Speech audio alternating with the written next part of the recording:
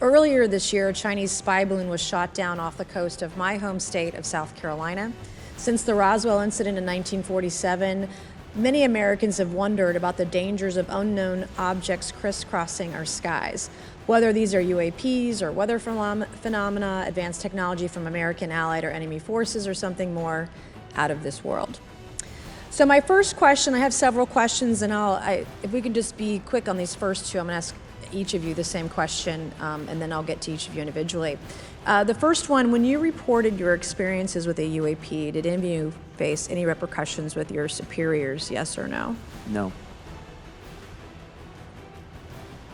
No. I've actually never seen anything personally, believe it or not. So. All right. And then do you believe there's an active disinformation campaign within our government to deny existence of UAPs, yes or no? I don't have an answer to that. As previously stated publicly, yes. I think previously with like Project Blue Book, yes, but currently I don't speak for the United States government. Okay, thank you. I have a few questions for Mr. Graves. What percentage of UAP sightings, in your belief, go unreported by our pilots? This is an approximation based off of my personal experience speaking with a number of pilots, but I would estimate we're somewhere near 5% reporting perhaps. So like 95% basically don't report seeing UAPs? That's just my personal estimate. In the incident off Virginia Beach, do you believe the Navy took the danger to your aircraft seriously after it was reported? Absolutely. A few questions for Mr. Favor. As an expert naval aviator, have you ever seen an object that looked and moved like the Tic Tac UAP? No. Did the Tic Tac UAP move in such a way that defied the laws of physics?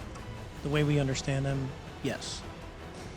Many dismiss UAP reports as classified weapons testing by our own government, but in your experience as a pilot, does our government typically test advanced weapon systems right next to multi-million-dollar jets without informing our pilots? No, we have test ranges for that. It took over 15 years for your encounter with the Tic Tac to be declassified. Do you feel there was a good reason to prevent lawmakers from having access to this footage? No, I just think it was ignored when it happened, and it just sat somewhere in a file. Never got reported. In a drawer. It happens a lot up here. Shocker. Mr. Gresh, a couple of questions for you too, sir, this morning. What percentage of UAPs do you feel are adequately investigated by the U.S. government, of the 5% that are reported? I can only speak for my personal leadership over at NGA. I tried to look at every report that came through that I could triage. So. Do you believe that officials at the highest levels of our national security apparatus have unlawfully withheld information from Congress and subverted our oversight authority? There are certain elected leaders that had more information that I'm not sure what they've shared with certain Gang of Eight members or et cetera, but certainly I would not be surprised. Okay. You've stated that the government is in possession of potentially non-human spacecraft. Based on your experience and extensive conversations with experts, do you believe our government has made contact with intelligent extraterrestrials? Something I can't discuss in public setting. Okay, I can't ask when you think this occurred. If you believe we have crashed craft, stated earlier, do we have the bodies of the pilots who piloted this craft? As I've stated publicly already in my News Nation interview, biologics came with some of these recoveries, yeah. Were they, I guess, human or non-human biologics?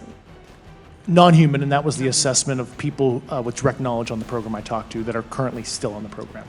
And was this documentary evidence, this video, photos, eyewitness? Like, how would that be determined?